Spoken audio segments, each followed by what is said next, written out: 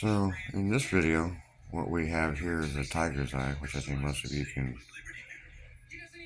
can readily tell what it is. Most people know what a tiger's eye is.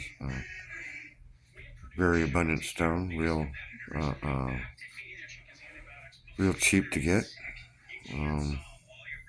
This one I have alchemized with light via my prism, and you can see the results.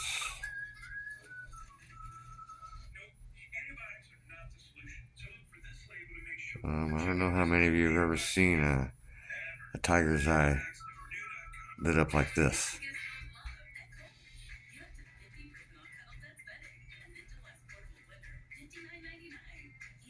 This is what my light alchemy can do to stones, crystals, metal, whatever, wood, doesn't matter. It affects everything. You can see I haven't quite got the entire stone lit up yet, and from every different angle, which is pretty much what I'm waiting for before I start the sales process. But right now, at specific angles, I do have quite a bit of light coming out of this tiger eye.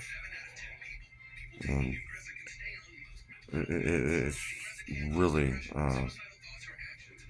not a whole lot better looking off camera than it is on camera, but you don't get the full picture of actually how pretty the stone is on the camera.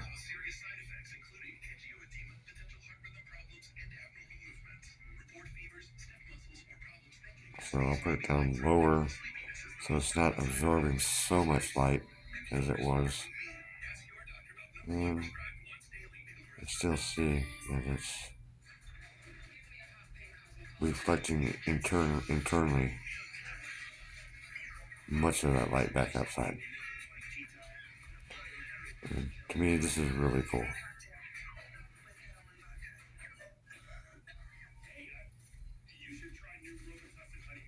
And as I spin it around this way, you can see that this phase angle towards the light, with respect to the stone itself, it hasn't quite got the entire field lit up, but it's doing pretty good. And we'll turn it 180 degrees around, and this part needs more work. But it's getting there. You can see that it's starting to come around. Opalitic patterns are starting to develop. And this stone will be one of a kind in the world. You will not find any other stone, I do not believe, anything like this anywhere in the world, except here in my hands. As far as I know, I'm the only one that is doing this process, or even knows anything about this process.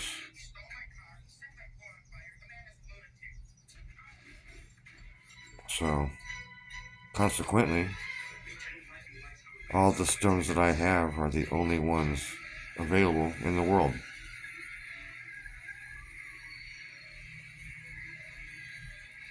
As far as I know.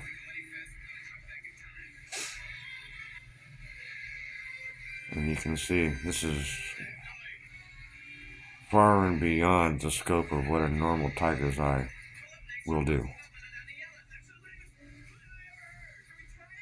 And I'll flip that around 180 degrees like that. It's operating on the same plane. And it's doing real well.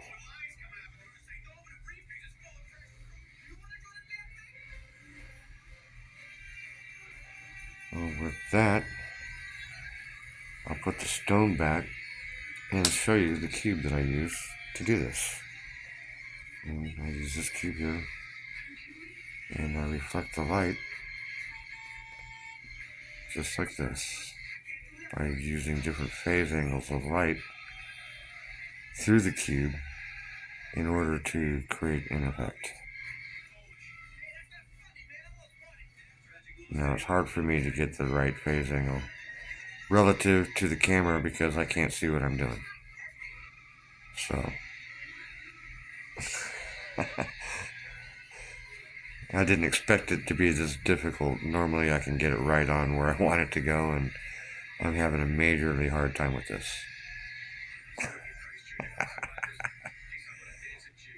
Well, you can see that it's putting off a